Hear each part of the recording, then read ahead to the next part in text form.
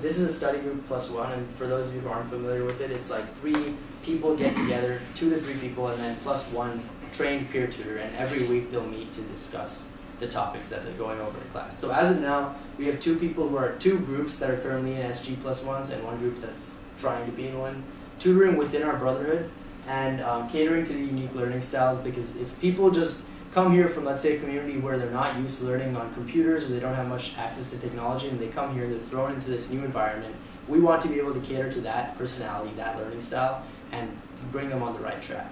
But beyond that, it's not really no brother left behind, it's also no brother held behind. We don't want to be holding brothers back who are doing extremely well in their fields and bringing them and saying, hey, you're already doing well, we don't really care about you anymore. It's taking those brothers and pushing them to the next level as well.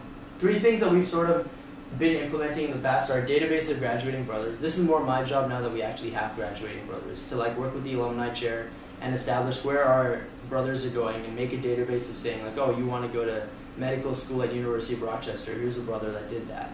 The next thing is internship speakers. So like if I had an internship this summer, I would go into chapter and say, this is what I did this summer, here's how you get involved in it. And the last thing is our academic and faculty banquet, which we've been doing with Theta for a while. This year we're going to be doing it with AFE. And that's sort of recognizing the success of the academics of our brothers, as well as bringing faculty in to discuss with them our academic plan. So to go more into each specific part of this, under the scholarship pillar, we have study hours and tutoring hours. So in the past, study hours were just like everybody goes into a room and studies for a certain amount of time. And obviously that doesn't work well because barely anyone is actually studying. So what we've tried to do this semester, and starting from now on, is to take those study hours and split it into interest groups. So let's say I'm interested in aerospace engineering. I'm going to meet with other brothers who are also interested in aerospace engineering, and that way it becomes more of just studying and doing our own stuff quietly, and more of like, oh, I'm doing this cool internship at NASA this summer. Are you interested in it, or what are you doing this summer, and things like that. In terms of tutoring hours, those are basically if a brother is tutoring another brother or tutoring a group of brothers, that would also count as their study hours. Under citizenship, we now have an academic buddy group system, which is also led by 2 people on my committee. What that is that people who are graduating right now, let's say Greg, he's an accounting major, he's successful in accounting. He's going to have a group of people, all the people who are accounting majors in our chapter will then meet every 4th chapter with Greg and be like, hey, this is kind of what we're thinking about, this is my 4-year plan, this is what I want to do in the future, what do you have to say about this? This way, the source of knowledge comes from someone you already trust, a brother, and they'll be able to successfully assist you with academics. In addition, we recently implemented a requirement for every member to have an updated 4-year plan. And that is good not only for our members, but for our chapter as a whole, to see where the primary interests of our chapter are, how brothers are focused on their future, and how well they're catering their current class selection to the future. And of course, the worst thing is when you think like, oh, I'm going to take this class next semester, and then you realize it's not even offered next semester, right? So by having this 4-year plan and reviewing it with your academic buddy group leader, that person will be able to then tell you like, oh, this class is great in this semester, but in this semester it only has like 2 people in it, so don't take it. Under Ritual, we have lecturers and guest speakers, and we've been trying to tie this in very well with other realms of our chapter. For example, we're trying to get a guest speaker from the Red Cross, because our philanthropy is the Red Cross, and for our citizenship, for community service, we do the blood drive. We coordinate the blood drive at Case. So having these people come in and talk to our members to tie in all realms of our interests sort of makes us more cohesive as a chapter, and makes us more able to tie in our brothers' interests with what the chapter as a whole is doing. And finally, in terms of leadership, the scholarship plan is leading other brothers to succeed. So what we do for this is, once people get in this scholarship plan zone, I take them and I have weekly meetings with them to say like, how are you doing? Basically, how can I help you cater your study plan? The biggest thing I've found is that people basically need help on organization. So the primary thing that happens with that is they want to be successful with organization, but they don't have like a Google Calendar set.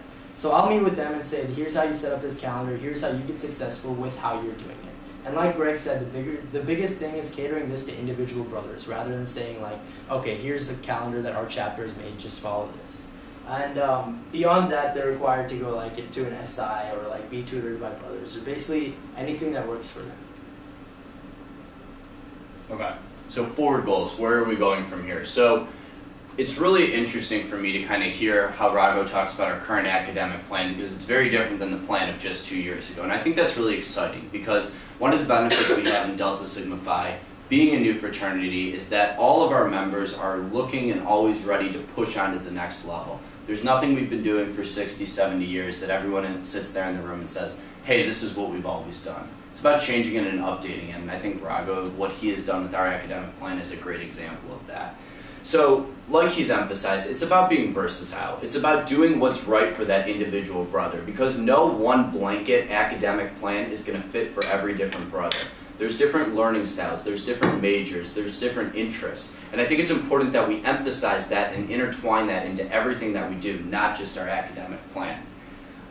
Like we've also said, it's about evaluating the goals, and one thing that we do within our chapter is Rago sets his goals, like we've said. They go to our strategic planning committee, it goes to our executive board, it goes to our advisor. At the end of that semester, those goals come back. And our strategic planning committee evaluates the goals of all of our executive board and all of our chairs, including our academic chair, to say, hey, what happened last semester? And as you would expect, a lot of the time, all the goals aren't accomplished. And it's important for us to go back and reevaluate that process so that the next academic chair can see this is what wasn't working for us and this is how we can improve it in the future. And I think that's why you're seeing the versatile changes within our academic and scholarship plan.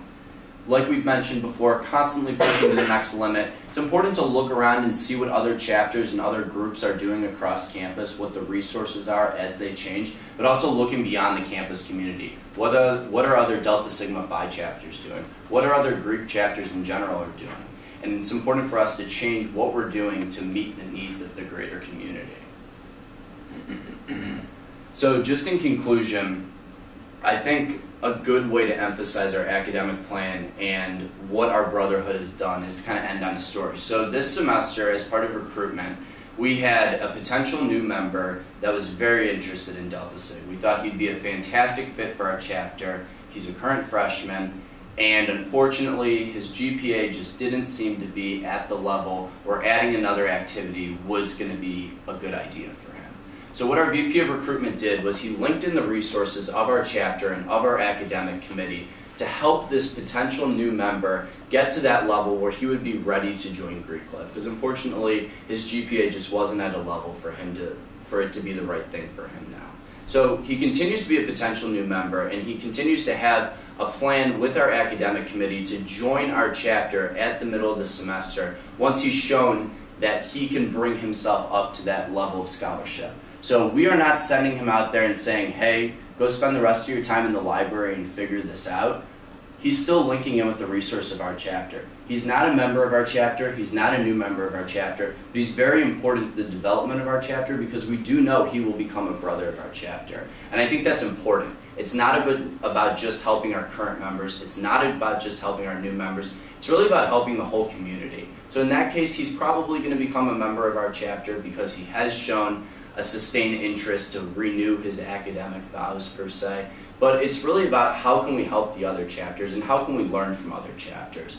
We do the academic banquet with other chapters so that we're sharing in our successes and their successes, and they're not mutually exclusive. We're trying to bring those together to make Delta Sig's academic success the entire fraternity's success.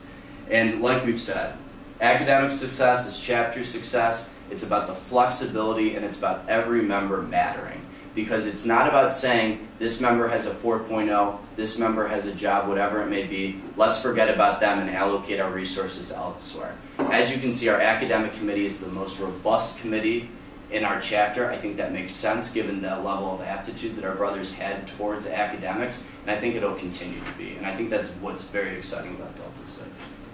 So, any questions? Can you just tell us before we really dig into questions about which benchmark you think your chapter deserves in this pillar? Not familiar with them, to be honest. Okay, well, we're working on a merit, honor, distinction, or excellence. So merit, I mean, you can look at these. Okay. But, I mean, is it like a different level, It's like gold, silver? It's based off of Myers-Briggs. based off of Bloom's taxonomy. So it's like that. Understand. Your basic level is you're just like. This is so bad that we don't know what you're talking about. I kind of. You know, yeah. So we would just like to know where you all think you are, so that we can base our recommendation off of that. Or if you're not sure, that's okay. Okay. I mean, I think we're either between excellence and distinction or at one of the two. If you have like a one-sentence description of each, I could probably like tell you which one. Distinction is demonstrate an ability to utilize the pillar themes to evaluate and analyze current chapter operations and to show evidence that all members are engaged in this process. And excellence to demonstrate an ability to integrate the pillar themes into their chapter operations and to recreate an environment based upon these experiences in which members are utilizing the experiences to reshape their approach to being a fraternity. Okay. I mean, I think hearing those, and I apologize that we weren't familiar with those coming into this, but I would think the first one makes the most sense because this academic plan and our scholarship plan on the whole really wasn't tailored to saying we need to meet a Pitta Cup requirement or we need to do this for Greek life. This was really about our members originally sitting down and saying this is what's important to us, and I think that that's how you get this great product that we have because we're not being confined by any bounds, and I think that when I believe it was Amy really encouraged us to apply for the scholarship pillar and to present it to you guys. And it was because this was already in existence for our chapter and something we were continuing to update. So I would say excellent, or distinction, I think was the first one. I was thinking excellence, but I guess distinction also works. Primarily because at this last meeting we had, it's kind of small, but I can draw it here. We had this discussion led by the strategic planning committee where it was like why we do what we do, right? So we discussed how there's like 3 big parts. There's like the why circle, which isn't really circle, but it's like, or sorry, the what circle, what we do. So it's like what we're trying to do, get like a good GPA, etc., do well, graduate well, have a great job after graduation, whatever. And the next one is like the how circle, which is like how we do what we do, which is like bringing in internship speakers and, you know, talking to brothers of our chapter and figuring out how they can best achieve that. And the last one, which we've been able to focus on a lot, is the why area. So that is more catered towards like actually why we do what we do. And like Greg said, we didn't I didn't do this for like the Pitta Cup thing, the distinction and excellence. I honestly didn't even know that this presentation was a thing until I actually like heard about it, saying like, you know, we're trying to be considered for this. So like we're making this for our chapter, and every brother of our chapter knows why we are successful in academics and why in the future we'll continue to grow in academics. So I feel like if excellence is more of like a benchmark of like these guys are at excellence, then we might be at distinction. But if excellence is us showing the campus community that we're pushing forward to new levels and we're accelerating to a rate that other chapters haven't been able to in the past, then we're at excellence. Thank you. Questions?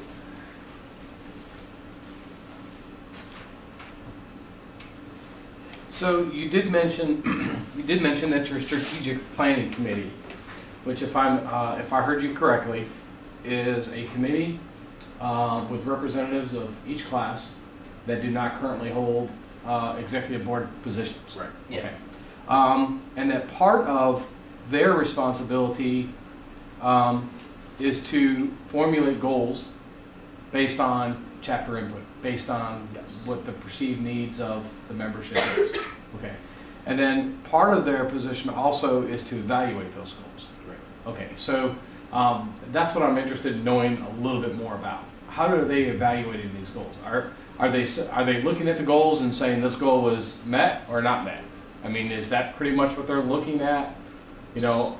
So I would say that. If you don't mind. No, go ahead. So it's an evaluative process. So there's no one there. I mean, there's a few particular points in which that strategic planning committee evaluates what we're doing, but it begins at the making the goals part. So what we do is every about a month or so, there's a strategic planning committee meeting, which is open to the entire chapter. It's not barred by any jobs or anything like that. And that's when the entire chapter gets together and puts together our 1 year, our 6 month, 1 year, 5 year, 10-year plan.